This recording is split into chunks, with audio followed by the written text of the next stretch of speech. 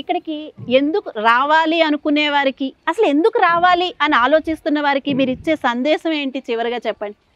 ఇప్పుడు జీవితంలో ఎన్నో వ్యయ ప్రయాసాలకు వచ్చి మన పిల్లల్ని మన కుటుంబాన్ని ఒక దిశగా అంటే ఒక మంచి స్ట్రెంగ్త్గా తయారు చేసి చివరంకమలో మరి మనకి కూడా మంచిగా ఆనందంగా గడపాలనే కోరిక ఉంటుంది.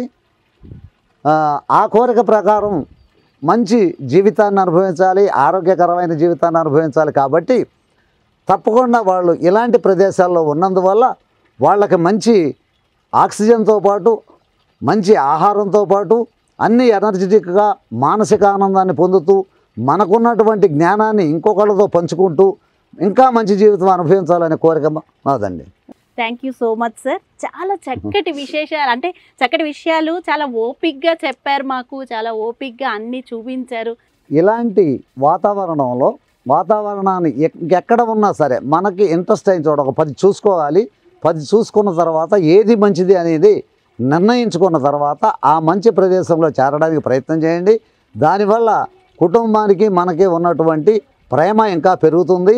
మనము మన పిల్లల్ని ఎంత సమర్థవంతంగా తయారు చేశామో వాళ్ళ పిల్లల్ని కూడా వాళ్ళు అంత సమర్థులుగా తయారు చేసుకోవడానికి మనం మంచి అవకాశం ఇద్దాం. అప్పుడు వాళ్ళు మన సంతతే కదా, అది కూడా మన వంశం అభివృద్ధికి మనం దోహదపడుతూ మనం ఎక్కడో వాళ్ళ నుంచి పారిపోవాలని మంచి ప్రదేశంలో ఉండాలని వాళ్ళు కోరుకుంటారు. కాబట్టి మన పిల్లలు కూడా వాళ్ళ కోరికలు తీర్చిన వాళ్ళం అవుతాం, మనము ఆనందంగా ఉంటాం. కాబట్టి ఇలాంటి అవకాశాలని వినియోగించుకొని సద్వినియోగం చేసుకోవాల్సిందిగా ప్రార్థిస్తున్నాం.